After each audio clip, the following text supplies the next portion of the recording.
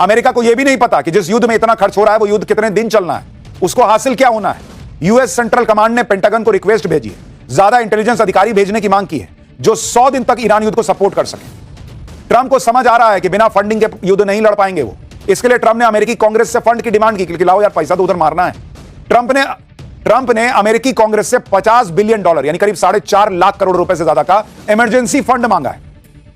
Trump की demand पर American Congress ने कहा कि वो इमरजेंसी फंड जरूरत पड़ने पर पास करेंगे। अमेरिकी कांग्रेस के मुताबिक इमरजेंसी फंड का प्रस्ताव वो सही तरीके से पास करेंगे। यानी यहां भी ट्रंप फंस गए क्योंकि कांग्रेस कह रही है कि वो सही तरीके से फंड देगी, ट्रंप की तरह नहीं कि एक साइन कर दो और जो चाहे फैसला कर लो। ट्रंप जिस तरह की सनक दिखा रहे हैं उसका अमेरिका में खुलकर विरोध हो रहा है। ट्रंप खुद को पीस प्रेसिडेंट कहते हैं, लेकिन अमेरिका में लोग अब खुलकर ट्रंप को वॉर मॉन्गर कह रहे हैं और ईरान के खिलाफ हो रहे युद्ध का विरोध कर रहे हैं। आप तस्वीरें देखिए, अमेरिकी संसद में आर्म्ड फोर्स से जुड़े मामले की सुनवाई के दौरान हंगामा हो गया।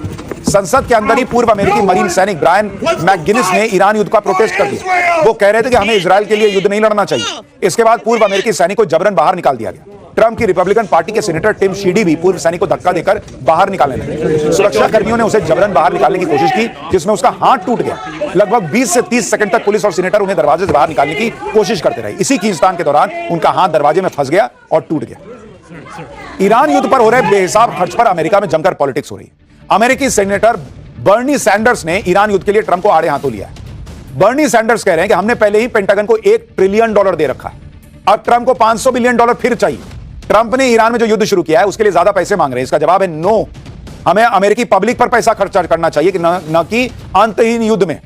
यानी डोनाल्ड ट्रंप के पास के साथ दो मुसीबत है। एक, उनके महंगे महंगे हथियार खत्म हो रहे हैं। दूसरा, उनका पैसा खत्म हो रहा है। और डोनाल्ड ट्रंप कह रहे हैं कि मैं सैनिक भेज दूंगा। क्यों?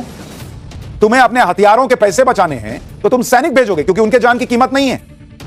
डोनाल्ड ट्रंप को पता है कि उनके परिवार का तो कोई नहीं मरेगा। डोनाल्ड ट्रंप तो भाई प्रेसिडेंट है, बॉस, उनको क्या होना है। जाओ सैनिक, तुम मरो, तुम लड़ो, तुम मरो, कम पैसे में लड़ना। यह अमेरिका का हाल है।